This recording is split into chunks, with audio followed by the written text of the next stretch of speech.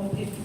So that pieces, that heap of pieces was just a way to mock what the white people have introduced. I read that and I felt that way. But when I read, the one that stood out for me was decolonizing the mind. Yes, I read. So decolonizing the mind is an essay, very, very long essay that talks about, it walks us through Mbuki's life as it connects with his understanding of African literature and the role that language plays in African literature. So in decolonizing the mind, it basically asks us to decolonize the mind, but it does not overtly state it. It gives you instances, it walks you through its thinking process, and it allows you to decide what you want to do. But at the end of it, you definitely will come back and say, oh, I think this man, what he said makes sense. So it tells us that language is a tool of colonialism, is a tool of oppression. House, language and religion. So language in the sense that these people introduced their language to us, English.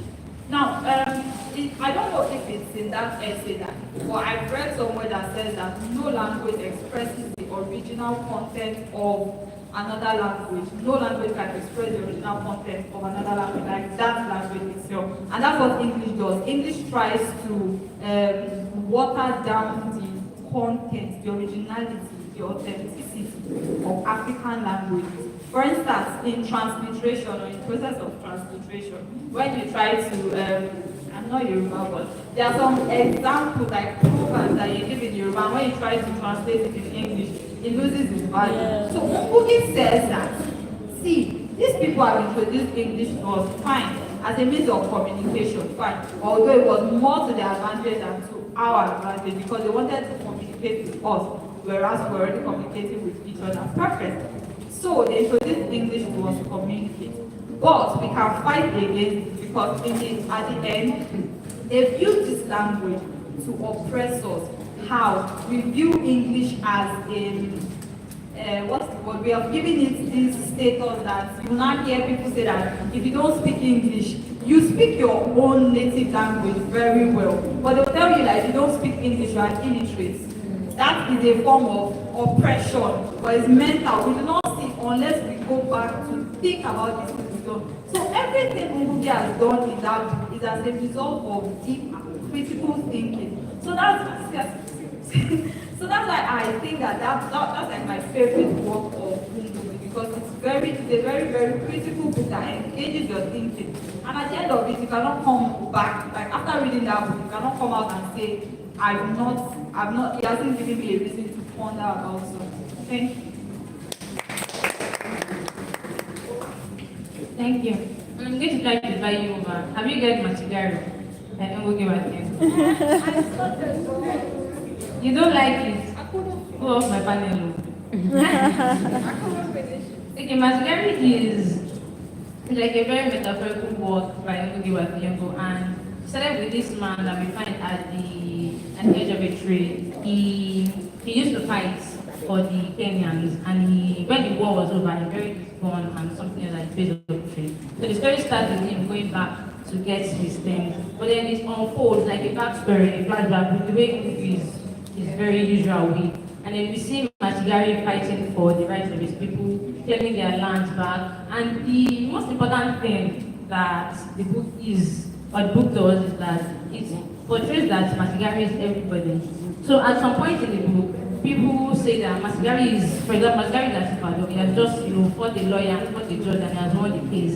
And then the same people at Asipado can say that, oh, Machigari is in Lagos, he's doing this and this. And then everybody just keeps hearing that Machigari is here, Machigari is there, and nobody actually sees Machigari. But then they know that there's this person that is fighting for the rights of Kenyans, and it's a very great book. You might read it. So my third question is, how is Ngugi wa Thiong'o distinct to you from other writers in the history of African literature? So to Hamdala and to academia, from what you've heard or read of Petals and Blood, how distinct do you think he is, maybe in his narration, in his writing style, or in his person personally, how distinct do you think he is from other writers in his generation? Okay, I have to think about that. While I was actually reading about the book, I actually stumbled through, like, I stumbled upon a particular argument between him and Chino Achebe. Yeah, it's just about language. What you talk about now that, okay, yes, it was like, why do we have to promote this English language? Why do we have to write novel in English language? If they actually want to know about my work, they should learn my language. So I feel like this is what this thing. I don't think I've ever seen any author like fight for African language as much as Ngugi Waziogo. So that is what is actually very distinct. Thank you.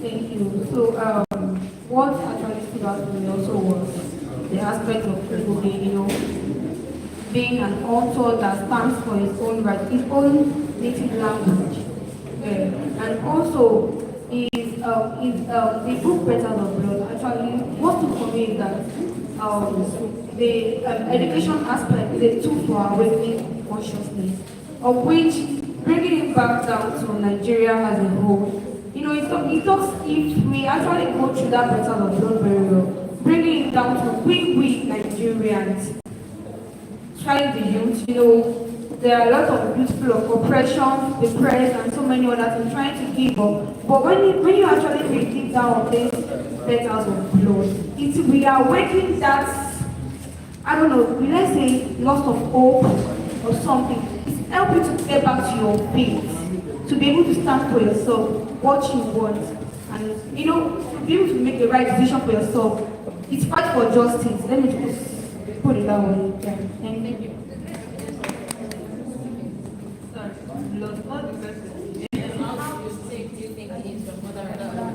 Oh yeah, Cookies is an activist.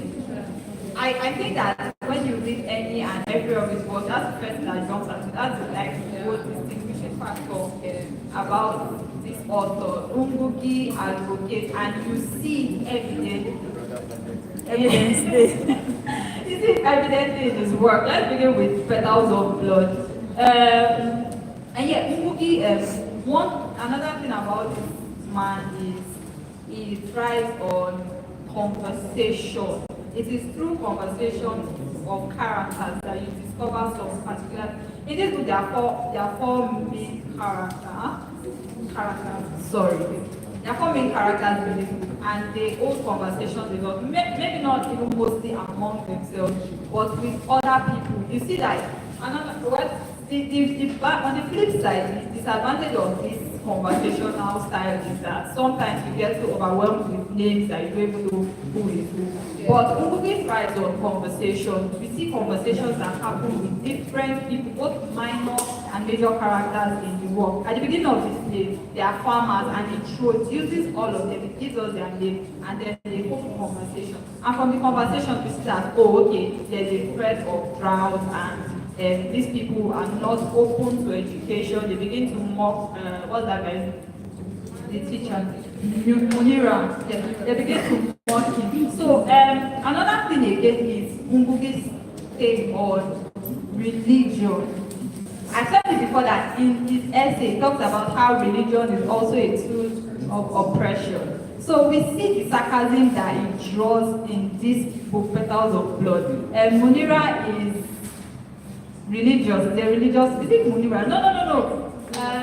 Munira is okay, the religious person. Yes, Munira is a religious person, and you see that his actions do not follow through with what his religious conventions hold. So, in a way, Ngugi is telling us that what's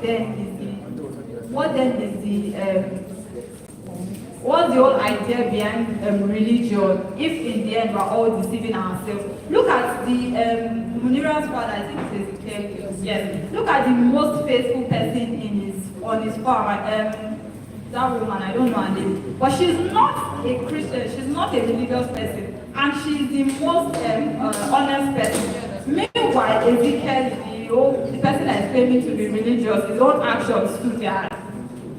they are in contrast with what he's talking about. So, Ngugi talks about religion, talks about education. I agree with you to an extent where you said that Ngugi uses education, the book Awakens Consciousness and all of those things. But again, we see how it's not telling you that education is not good, but I think another argument he raises in the book is that it's the way they want us to get this education. Would we then say that this Wanda's grandmother is not educated simply because she cannot speak English, simply because she cannot speak the white man's language? We cannot argue that she's not educated. In fact, in the book, she plays a very important role. How? She's the one that narrates the history of the people. If that woman had not been able to. So now, when we talk about education, we also talk about how intellectual and intelligent a person is. Only an intelligent person will be able to know all, to have all those accounts, and it's not written anywhere, it's in our head. So when we talk about education, I don't think Umugi is against education. However, it's just saying that the way that these people have necessitated us to get an education is the problem that it has. So Umugi is an activist, and I think that's what stands out for me. Achebe also, Achebe's writing, Achebe believes that we should use English to write back. Achebe writes on storytelling as, I don't know, I think it was Osprey that said it, or who. Achebe writes on storytelling, but when you read Ngugi's writing, you feel something, and you feel a sense of urgency to act. So that's what I want to say. Thank you very much. And I agree with you mostly because, and if you ask me that what is distinct about his writing is the fact that he's very vehement. Like you can tell that this person is angry at colonialism and at the white people because to be frank, they did a lot though. They actually really stole from us. So when you read this book, he's open about the fact that there are people who are rebelling against white culture. There are people who are fighting, and he's not trying to be too metaphorical or ironical about it. They are actually people that are rebelling against them. So that actually makes it distinct to be asking. And we also thought about the fact that when the colonialists came, when they came to colonize us and when they brought religion, when they came, they brought religion and they brought language. So they were basically trying to tell us that if you are not willing to accept Christianity, then you're not going to be educated. If you're not educated, I mean, it just came hand in hand. So if you want to be educated, you have to basically abide by their laws. And I don't mind being called racist. It means that I don't like a white person. And that's also what I see in the writings of Ngugi wa Thiong'o. He's vehement about the fact that reject colonialism and reject any form of colonialism, including neo-colonialism. Thank you, everyone. My fourth question, I'm just talk about this argument. So personally, what do you think about Ngugi's arguments of the language of African literature? Quite frankly, do you think that African literature should be written in the language of the writer, or should African literature actually be written in English language? Let me hear your personal opinion. Hey, as an African, I would want to side with Ngugi wa Thiong'o. But then, you know, if we look at it in a way that, okay, we want people to get our message internationally, writing in our language, I don't think it would be the best answer. Okay, for example, when I was reading The Petals of Blood, I was reading through some places where I don't even understand what he was saying. He was speaking in their language. I don't know if you understand. Yes. I think he was even specific. He was specifically talking to his people. He was not talking to everybody. I feel so. Because why would he be writing in only his own language and they're not caring about, translating it for us? So that's what I felt. And then I didn't really get the total scope of what he was saying at that time. So I feel like it's like a problem. It will be a problem if we are only thinking that, okay, we should be writing in only our languages. It's not that easy. But if we actually want to get our messages across, that, okay, I want people to know about this, the best thing for us is to utilize the English language. Yeah, that's my opinion. Thank you. So, as for me, to add up to Umudi's argument on that, I think going with our own African language is the best. But in order to actually pass whatsoever message we are passing to our audience, there's a need for us to actually mix our own native language with the borrowed language to them, in order to actually pass the right message to them. For instance, being a Yoruba girl, you're writing something that's English, you just try to promise adage, you put them in Yoruba adage, a mixture. It will even make them, to want to know the deep meaning of that thing, to actually make research on it and wanting to go further to more of your text or whatsoever you need. Thank you. So I'm going to take us back to the conference that happened at Makerere University where they had this conversation. They had a conversation on African literature and what language African literature should be written. China Achebe, Shoipa, their side of the argument was that African literature should be written in the English language. Now, according to their logic, if we are writing English language has attained an official status in most of African countries, especially countries that were colonized by the British people. So, if we begin to write in African languages, how do we then read it amongst ourselves? First, before we begin to think of international audiences. Now, in a way now, countries that were colonized by the British people, the unifying language is English, whether we like to accept it or not, because I'm Delta. If I go to a Yoruba state, I do not understand what they are saying. If a Yoruba person comes to my state, they will not understand what I'm saying. However, the only unifying language is English. So Achebe says that if we write in African languages, there are different African languages, over 250 African languages. How then do we read what we have written among ourselves? So he now advocates for Africanization of English. If you read Achebe's work, his descriptions, you can tell that this is Nigerian, although it is English. So there's a way that an English person will write, and then you can tell that, oh, okay, this book was written as an English person. For instance, authors like, you know them, I don't want to give them popularity, but yes, and there's a way that you read text written by, when you read text written by Achebe, you can tell that, okay, this text is written by a Nigerian person. How? Because of the way that they have domesticated the English language, right? So Achebe does that, and he says that, see, let's not deceive ourselves. English is the only unifying language, and we have to write in English. However, we can make it our own. But Ngugi's argument is that his first question is, who do we write for? So I think you mentioned something where you were like, how do we want them to read? So when we, for instance, when Achebe wrote in response to the book about Africa, Africa is a black hole. Yes, there was another book too. It wasn't just Joseph Conrad's book he was responding to, there was another book. Yes, Mr. Johnson. When he wrote Things Fall Apart, imagine if he had written it in Igbo. How would those guys have read the book and seen that, oh, okay, this book is an expose on Africa, what Africa is and what Africa is not.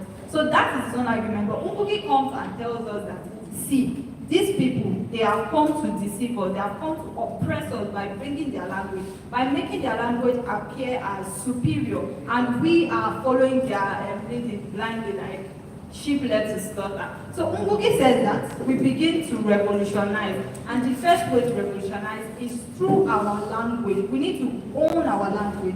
So he tells us that, okay, see, this English, we cannot write in English, we need to write in our native languages, and that's why there's something like translation. They can have it translated, that's their problem. But me, I am concerned with writing my story, writing it for my people. So Ungugi says that, you know what, I have to write in African language. Now, what I think, I just have to establish this for proper context. Now, my own take on this issue. I'll not lie you. I'm from Urobo. I don't know anything about my language. Yeah, I don't know anything about my language. I'm not happy to say, but I don't know anything about my language.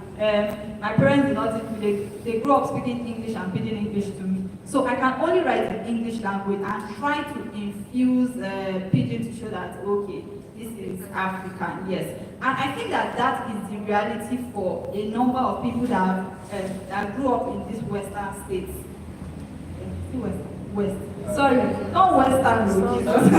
Southwest. Yeah, Southwest. Lagos, Yes. So I think that's the reality with most people that grew up in these states. We have lost touch with our roots.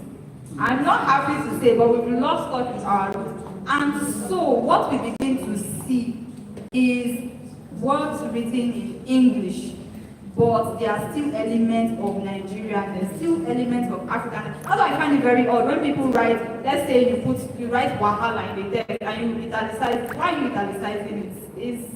It's our language. You will not italicize English, so why are you italicizing your own language? Anyway, my point is, I think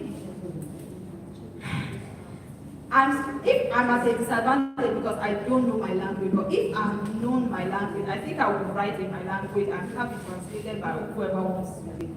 Okay? That's fair enough. I think you can also declare this argument officially closed because there's no way that we want to reach international grounds if we're not writing in English. And I feel like even though they stole from us and they put us at disadvantage, they also give us a level of advantage. Because thank you for giving us English, at least we can also now write in English.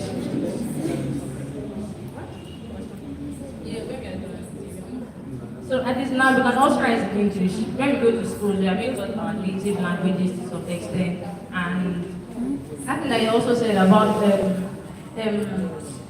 native words italicized in books. I've been editing this particular manuscript now, and she has a lot of proverbs, adages in it, and which is very nice. But she also wants to keep footnotes. And the fact that footnotes are kind of like compounded in fiction is one thing. And then the fact that you are downplaying our language is another thing. So we need to understand that the fact that we are infusing some words, some of our native expressions into some sort of power play. I'm trying to tell you that it's either you understand it or you don't understand it. I really don't care. Now you sabi. It is already there. I mean, I've already read enough of English books to still be bothered about the fact that people don't understand my language anymore. I want African literature to dominate. Like, let everybody know that there's something called African literature. And thank God for publishing now. Like you said, you can decide to write in any language and it can be translated into any kind of language that you like. But basically, fortunately and unfortunately, we all need to write in English so that the people that we're writing to, can know that this is what we're writing and this is our stance and any topic we decide to discuss. So my final question on this panel, and it's a literature question generally. How different do you think that contemporary literature is from the works of Onigo and the writers of the generation? So basically the first generation writers, Chinua Achebe, Wole Soyinka, himself. So how different do you think works of recent authors are from works of these first generation writers?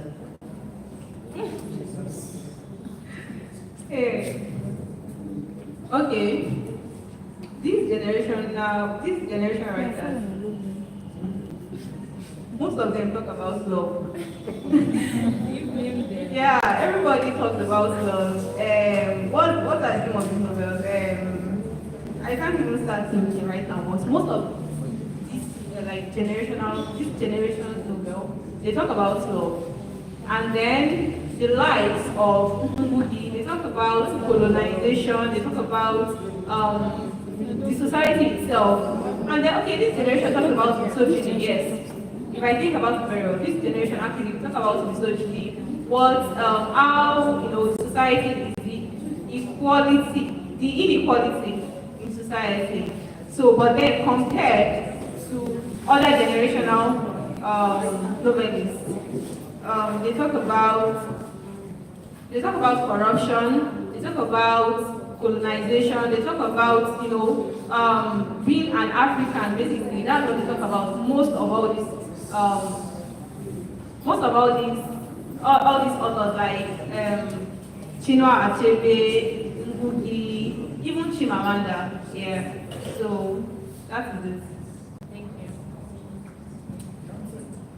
So my own take about that is, I think I'll still go. I prefer the older one than the contemporary. Yes, than the contemporary. Reason because, let me say, looking at the 19, 20, 21st generation, we've not really had much experience like the previous one they've actually had. Looking at Wole Soyinka, Chinua Achebe, and Ngugi, they're able to actually talk about the colonial era, post-colonial era, and pre-colonial era. Because of those things, they've actually gathered, they've actually witnessed, they've experienced, they were able to gather things. They can talk about deep things. Not just the physical things, they can talk about even the mysteries and the spiritual things. But here we are in the contemporary world generation, the writers. I just feel the older authors generation. I prefer the older generation. Thank you. Hey, funnily enough, I'm writing an essay, and I'm writing an essay about finding Achebe in the 21st century. Thankfully, I'm thankful we're having this discussion because it only confirms my suspicion that most people, or a number of people in our generation, think that contemporary writers do not hit the nail. Okay, let's start. Older generation writers. I want us to understand that there are different societies, and literature is supposed to mirror society, right? So let's start with Achebe. Achebe's time, it was colonialism.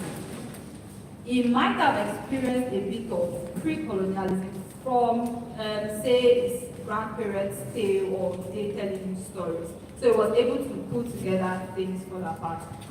The things that he discusses, that he engages readers with in Things Fall Apart are things that were prevalent in society.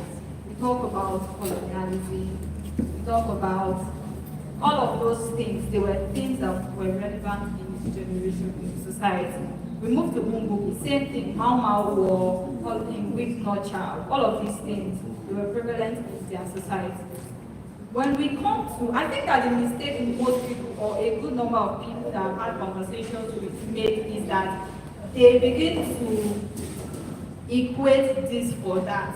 So they tell you that Chinua Achebe's writing, contemporary writers don't write like Chinua Achebe. For God's sake, they are not supposed to write like Chinua Achebe because it is a different society. So when we begin to make these older writers a standard, of course we see the loophole because they cannot measure up to them. And the older writers cannot measure up to what contemporary writers are doing. So I think that we should first of all remove that standard of, okay, these people, they are the standard, their writing is the standard, the way they address issues is the standard. And speaking about the things that are prevalent among contemporary writers, yes, love is prevalent, but I still do not think that most contemporary writers write about love. They are different, there are varieties. In fact, I feel like we have more varieties in this generation than we have in the older writers. For instance, see Achebe's generation, we had most of the things that they were writing revolving around colonialism, war, and everything that was happening. What happens to reading literature for pleasure? I don't want to be involved in whatever is happening in society. I just want to read literature where somebody meets somebody and happily ever after they live. So what happens to that writing? But if most of their writings in that era, you find that kind of reality, that verisimilitude, you find it in their writing. But in this generation, we have varied writing. Writers have become very creative and they begin to express themselves in different ways. I read this book, Galbad and Cosmos. I can't remember the full title. Yes, but there's this particular book I read, and the book is just like a maze.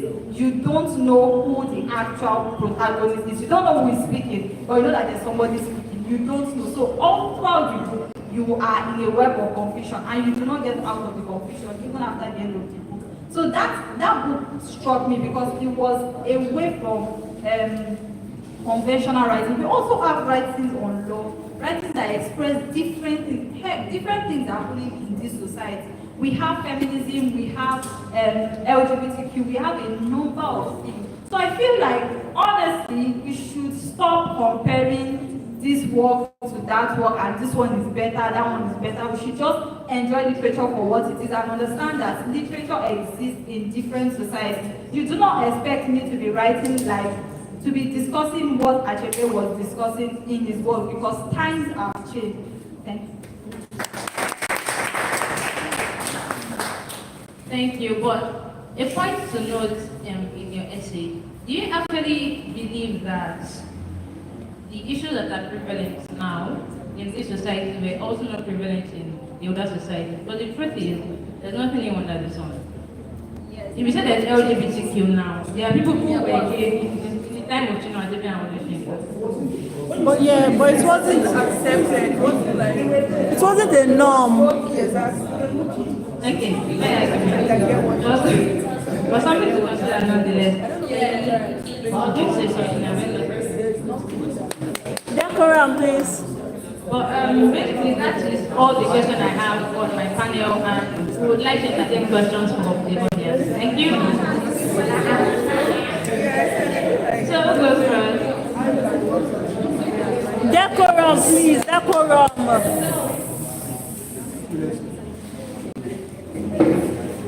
Thank you very much. It's not really, I don't really have a question. I just want to reiterate something that Evidence mentioned. Concerning the last question that the moderator asked, that do we think the old writers write better or address issues better than the contemporary writers that we have today? And I'm going to say the same thing Evidence said. Because in fact, I would say today, we have more writers and we have better writers than them. The only thing is that, the only difference, okay, is that those people, there was a way they were able to weave cultural practices into their stuff. So we appreciate those things, but now we don't address issues as they are. But at the same time, we have very good styles nowadays. And another fault, another thing that I would like to point is our elders today. Okay, let me say, for example, those of us who are studying English, they recommend those books for us. They don't recommend ours. So we know more, we still know more about them.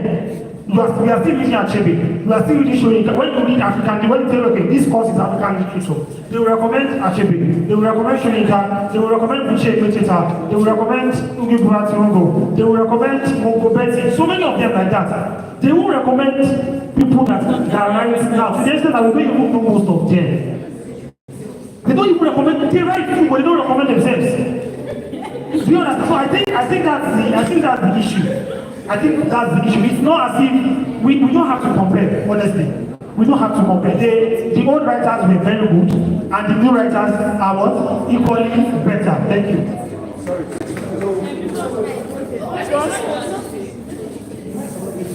It was just a comment. I also wanted to ask something. So, have you also thought about the fact that commercialization can be playing a key role and might be at a disadvantage for writers now?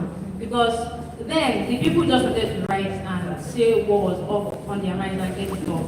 But now that we have publishing and we have the fact that people want to make money out of it, writers now just put pen to paper just for the sake of writing. So that's why we now have different kind of genres. Commercial fiction, for crying out loud. I wanted to just say book or act. I'm on live, don't let me say it. But I feel like writers just now want to make the money out of writing. So they write anything, to be honest, without maybe paying attention to some of the more serious things, because they know that there is money to make out of it. So something that might be a difference between writers of this generation and and of that generation is that there is commercialization. Like fiction is heavily commercialized. People want to make money out of it. Compared to the older generation who wants to write because there is actually something to write about.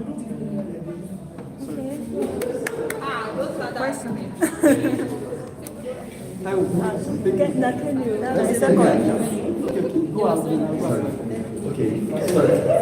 Let me identify the mic. First, the issue of commercialization is not something that doesn't happen there. Trust me, Chinua Achebe wasn't the best writer at that point. Why did he have to get himself published? No, okay, at that point now, we read some chronicles of Wole Soyinka. He wrote a couple of works when he was in Nigeria. But trust me, did they have national outlook? Like they want the published when he was in Leeds. You see that there is different. They also have the mind of commercializing. That's why you see most of their books are published overseas. So they also have the mind of commercializing. And this age and time, trust me, it is not commercialization. It is critical thinking. There's a lot of talent there that can be put out. But some of them will always want to do critical thinking. That is why they want to translate with them. There's a hook they used back then, and there's a hook they use now. Although it is being commercialized, nobody wants to do anything you don't want to do anything for free because you always want to get something back. Even the NGOs that we have here, they get sponsors. Yes or no? So we want something back. For this program now, for CORA now itself, they are doing, sorry, I'm not actually attacking. So they are doing a kind of program for Ungogi Watiogo. We have the secondary reason for that. But the pitch that we are putting here is to better the society, right? So there is always a pitch. So we shouldn't condemn modern writers because of the fact that they want to get something back for what they do.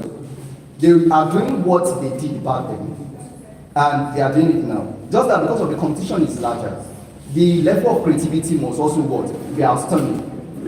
You get it? And they also pitch. That's why you see most of them pitch for competitions, win awards, so that they can attach it to their books. You always want to listen to people with authority. And for you to command authority, you must have critically influenced people's work to get to you. Do you get it? If I tell you I'm a writer and you say another award-winning writer, which will you want to listen to? Does that make it inferior to everything you have actually been doing? Like Latif rightly said, many of us, we are turned to believing that classical writers are better than contemporary writers because we religiously study them in school. You only get engaged with contemporary writers out of school.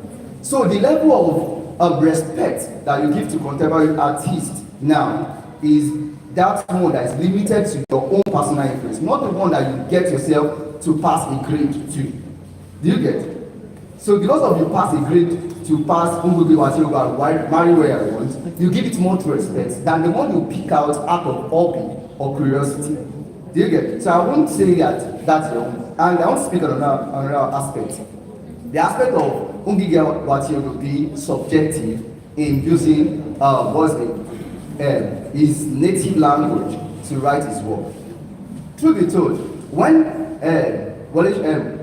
Chinua Achebe writes Things Fall Apart, his audience were not the Africans. His audience were the Europeans. So he had to adapt English as a means of communicating to the Europeans. Ungogi Watiogo audience are not the Europeans. They are his native people, the Kenyans. So he had to adapt the language of his audience. He says that these my people, they are illiterate, they are semi-illiterate. They don't understand their English properly. And if I speak to them in English, they won't know the intricacy or the integral points I'm trying to prove than me speaking in the language they hear. Trust me, Ungogi Watiogo never have Yoruba in mind. He doesn't have English in mind. He doesn't have African in mind. The people he have in mind is Kenya. So you shouldn't criticize him changing language to the language that better communicates to his audience. I remind when I once landed him in prison. Now, I remind when I want to some of us might not mean anything. We might not relate to it like we relate to Wole Soyinka's this thing for? Why is it that I will marry when I want, a TFD, now can have that effect that the government will land him in the prison? Now to you, does it worth it? You would think that it is a normal play, right? But because of the tone, the level of authority that he put in the language, I guess it is Bukuyu was what he used that language. It was written. I guess that's the first work he writes in his native language. And because of the audience who relate to the work and the power it has to communicate, it actually drives the point to me. So we shouldn't be, and he normally uses this subjective tone because he doesn't care about what every other person feels. He tries to tell us that this is what I feel, this is my opinion, this is my person. So he tries to communicate it to every audience, everyone that cares to listen. Mostly is Kenyan audience. That this is what I believe in, this is what I want us to do. Even look at Mau Mau, that's trial of Dindan Kimati. At the point, Ogugi leave being a storyteller or being an author to become Kimati himself. Do you get? That is what you do. Even most of his work, you get to a state that he leave the fact that he's an author to become characters in most of his books because he wants to communicate this authority and this level of this thing. So let's back to what I'm just finished saying. That doesn't mean contemporary writers of today doesn't do that. Now, because we are so familiarized, we are so used with what goes around us, we never see these techniques that is being evolved. Look at, for example, what's the name of this work that's just been Last Duty by Isidore Perez. Now look at the techniques he used. He's still talking about military rule regime in Nigeria, right? Now see the way he weave language. I felt the way you weave language is even more better than Ungugi own. But because of we are so used with these parables that goes with this, we do not see the uniqueness. Imagine you talking about different persons, so much so that you don't get to know what is being talked about, what the story is all about until you get to maybe half of the book. Because of the storytelling style is so unique, some of us we don't have this affinity with it, or some of us will downplay Chimamanda's work because of the fact that it is not using the authority of Wole Soyinka and this thing. So I'm just trying to tell us that, like they said in the first section, don't let us pick a person, personality, and the artwork. Let us appreciate literature as it is, not be subjective about our view about it. Thank you. First of all, I want to puncture Kennedy and Latif's thesis. And while I listen to them, I disagree totally, absolutely, with some of the opinions that they have about the contemporary writers and the classical writers. Okay, so first of all, I understand the fact that we are youth and then we know what goes on. And like somebody said on this podium that you have to discuss issues that are relevant to you. And someone rightly said that we can't be talking about colonialism because we are not in colonial era any longer. However, there's what we call foundations. To put it religiously, we say ancients of days, it never change. Why do our lecturers keep recommending this text to us? Do we understand the curriculum of Nigerian literature? If you are doing a course like Nigerian literature, for instance now, a literature is informed by the country it exists. So if we are studying Nigerian literature, we have to look at Nigeria itself. And we are looking at Nigeria, we look at the history of Nigeria. Who are those that propel this history that contributed to what led to this Nigerian literature? Same thing applies to African literature. So there's no way we can discard these old writers. And I think somebody said the new generation writers are better.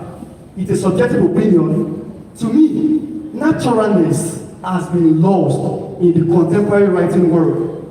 Writing has now been commercialized. It is like, from the point of view of capitalism, what can I give? These days now, you don't have to even have passion for writing or talent. People say I'm a poet. Let me sit and start thinking about to write list.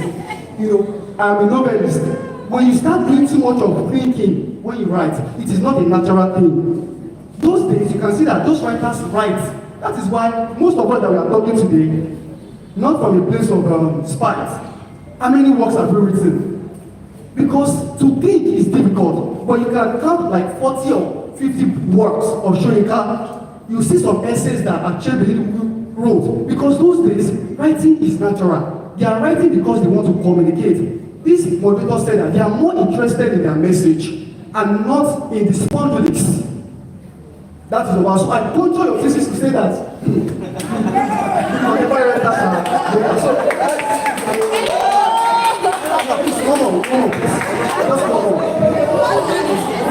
Other than that, the next thing the idea of language.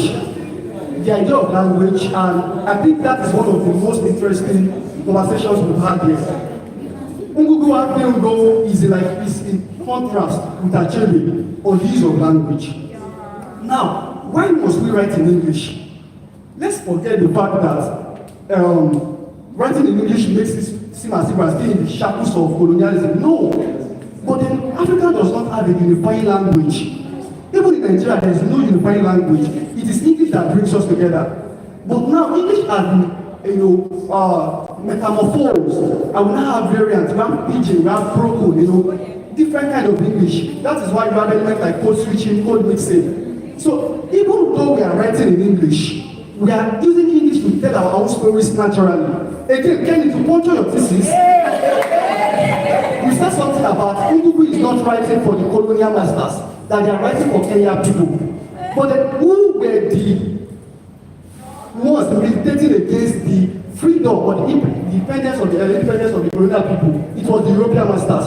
That is why, even though Ungugu is trying to caution his people, you said a point that I love so much that resonates with me. You said Ungugu at times bring himself inside the narrative to let us see.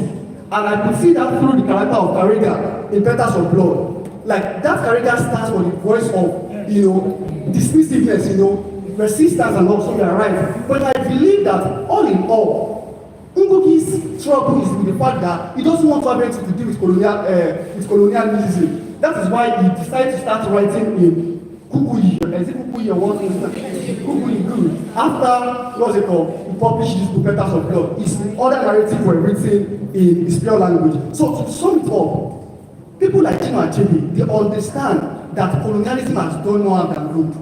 But then this colonialism too, you cannot totally dismiss it because it brought a language that brings us together, which is English. And religion, of course.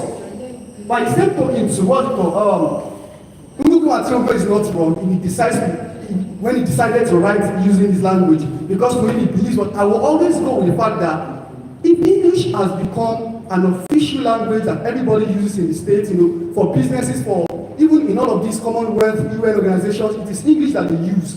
So why don't we just stick to it? It is now based on who can tell their stories more, using a language that does not belong to them. You cannot read Achebe's work and then see any form of Western English there, like you said. It was Achebe's work I learned what chi means, understand? Personal God. It was his work I learned what whatever it is. So that's just my point of view. Thank you so much.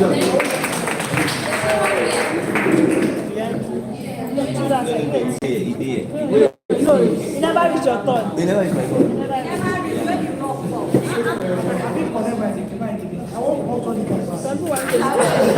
have to move forward. No, you have to move. All right. So I think I'm going to come what's it called? When it comes to psychology or psychoanalysis, we have the ego and the society. So one is always there to settle fight. So probably maybe I'm going to be that fight. All right. So some talk about the contemporary writers and other about the classical writers. But there is actually something I want us to know. Just like the moderator said, there are some things discussed by the classical writers that are even still, prominent in today's world. All of you are seeing a Big Brother Ninja. But in 1984, somebody actually said something about it by George Orwell. It's 1984. Like somebody was camped somewhere and the person was under surveillance. And And he even wrote that particular novel even before 1984. 1984 then was like a science fiction, sailing into the future. But currently now, we have something similar to that. Now, talking about classical work, Open mentioned something, and I think for those of us who have studied or who have gone through the curriculum, we understand that all these lecturers do not just recommend text. They are following a particular curriculum. And for every curriculum, there are philosophies that back them up. In terms of classical works being recommended to students, is based on essentialism. Every aspect of education has a particular philosophy guiding it. So you don't just go to school and learn. There are some things, that some background, works that inform the curriculum. But then I spoke about this too. We should try as much as possible to incorporate, contemporary texts into our curriculum. But then I'm not going to pick side to say that we have the best classical writers and then the contemporary ones are not right. I'm going to base this particular explanation on Shimeshita's double yoke. In double yoke, normally a head will have just a particular yoke. But then, if in a head you have double yoke, then there is a problem. And that is the essence of that novel by Shimeshita. Now, we are in a world that has that double yoke now. Then what do we do? The double yoke stands for tradition and modernity. If you actually want to enjoy life, they need to learn how to merge the old with the new. That's the essence. So there are some classical works that are okay, there are some contemporary works that are okay. And then as scholars, we don't need to say, these ones are not relevant again, we don't have new knowledge. So we need to learn how to what? Merge both. If you become too westernized, there's a problem. And a lot to learn from the what? Contemporary works. Somebody said that contemporary works now, actually they talk about love. But then what about contemporary issues like rape, gender equality, like women empowerment? So these contemporary works now, they are talking about contemporary issues that we are familiar with. So I want to believe that we should see, this argument as double yoke. We don't need to lay on one side and leave the other side. We should make both together. Go with the classical, sometimes enjoy the contemporary. Thank you.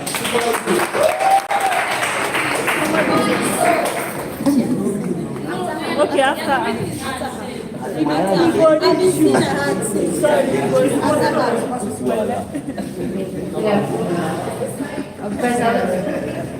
not an argument, it's a comment. So about writing in African language, I think everybody has said a lot about it. But I also want to speak on the fact that not everyone, nobody has even touched on. Not all languages are written. There are still oral languages existing today. For example, my language, Ilaje, it does not have spelling. In fact, to learn Ilaje, you have to let someone speak it to you. There is no other way you can learn it. And the only place you can learn it is if you go there. I'm Ilaje, I'm in Lagos. I don't understand the idea. But do I understand Yoruba? Yes, fine. But the people there, not all of them understand Yoruba. Then someone also said that books today, they only talk about love. I do not agree with that at all. I'm a reader. I especially like reading psychological thrillers, modern mystery, and horror, right? But when you have bring it to the Nigerian sphere, obviously there's a modern, I don't know if it's a modern mystery, but it does talk about murder. That's my sister, the serial killer. I've forgotten who wrote it. Yes, thank you. Then we also have other books. We have Tomorrow Than Yesterday. That talks about the Niger Delta issues. Such a very profound book. We have The Fisherman by Chibeka Gari. Such a beautiful. We have Only Butter Pig Bread that talks about homosexuality. We also have Under the Galaxy.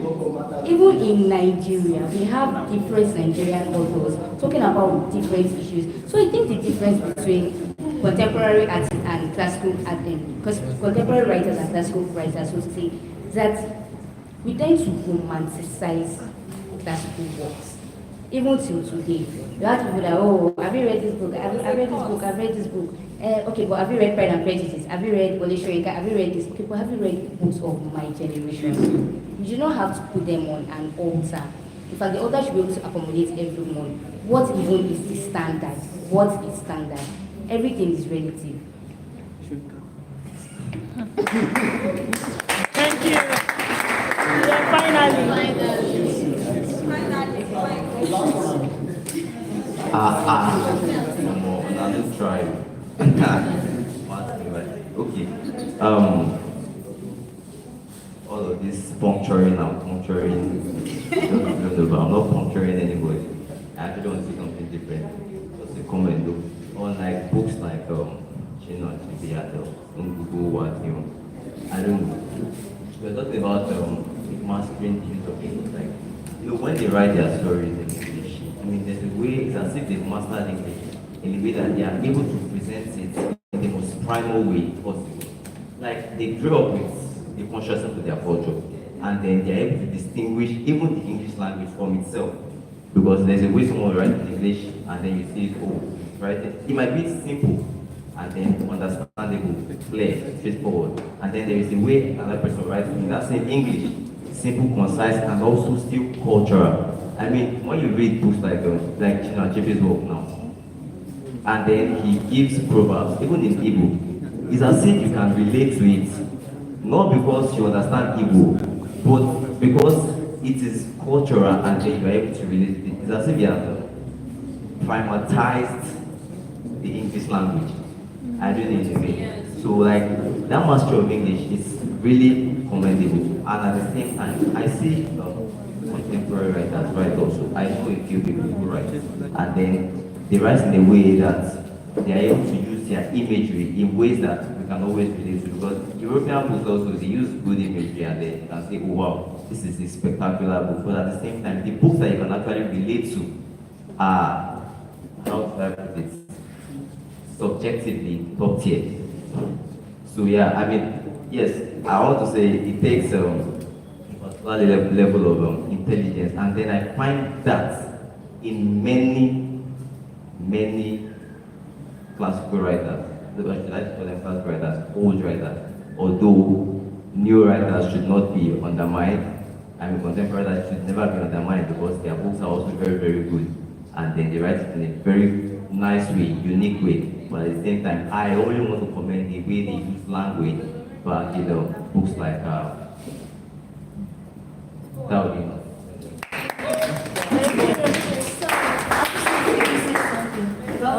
Language thing. So when I was in secondary school, I had this teacher that was teaching us government. She was my favorite teacher then. So when she wants to come to the class, she just, we're already prepared and agitated and all. When she gets to the class, we are all paying attention because of the way she used to teach in the class. And what she does is, we do government and it's English that we're supposed to use. So she'll come and she'll say, okay, let's use Bariga language. Government is hard, right? But the way she will teach you, she'll tell you, let's use Bariga language. She's using the local language that all of us can relate to teach us government. So English is a universal language. Everybody can relate to English. That's why there are translators. So if you go out and you speak English somewhere, even if the people can't relate to it, there are translators that can translate to people that will be able to relate to English. That's just what I wanted to say. Our president. Thank you very much. Alright, so actually, a lot has been said, and I just want to mention a few things. First of all, I want to talk about the thing called arts for art's sake, artisikism. Because one thing about Africa is that Africa does not subscribe to that thing. You don't just write literature or you do literature because you want to be able to read and just enjoy it. There is a purpose for which you want to write. I think when you mentioned about the fact that when most of these classical writers write, they write because they are relevant and pressing issues that they need to communicate with people. You understand? So when such writers write at that time, we often say these issues are big issues because these issues are issues that concerns national interest. And most of the time, and this is usually, some of them are global issues. To speak of colonialism, this is not happening only in Nigeria, and if not even just in Africa as well. Of course, other places, other continents are also have countries that are also colonized. So most of the time, why we often refer this set of writers is because the issues that they have been able to write, communicate, are issues that have drawn global interest. For instance, talk about China actually talked about the likes of Olusegun as well. Christopher Kigo, yeah, they deal with issues that can demand national global interest. Take for instance, we talk about contemporary writers who write. A lot of people can write as much as writing about their kitchen life. Contemporary writers today often don't usually, a lot of them often see the relevance of writing on topics that are very, very crucial. In today's world. Comrade Sadiq mentioned earlier about rape. Of course, this is the universal thing that a lot of persons are going to resonate with. But then, reason why we always have these differences is just so because the issues that are discussed in those times were usually global and present issues. Talk about ethics. Not everybody in the world here subscribes to what ethics is. Because the more you write about it, the more you promote such kind of narrative. And some nations, some writers don't want to promote such kind of narrative. And it's still today, issues of colonialism are still very much seen in contemporary works of contemporary writers. And to talk about the use of language, which they are equally discussed here today. I, for one, I think I am usually against the fact that we want other African writers to write entirely the funny truth is that whatever you write, when you communicate, you must if you are communicating to a set of persons, maybe, let's say you have a whole crowd of about 10,000, and then you want to write, you want to work with the relevant. You don't just write to a set of persons about just 100 persons. You have to write and then make sure that whatever you are using to communicate is something that majority of these people can understand. So if you are writing for just your villagers, I believe, if Umudu wrote from the onset his language, nobody is going to publish it because nobody wants that, but everybody wants to be fair.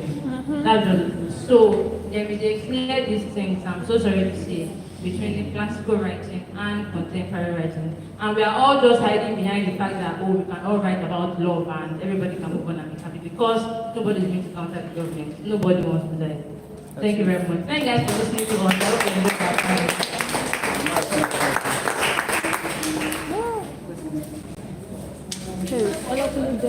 Sorry.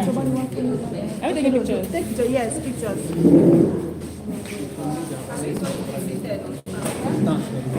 You can call the previous panelists to come and join them to take pictures. The previous panelists to come and join them after their own. Take their own first.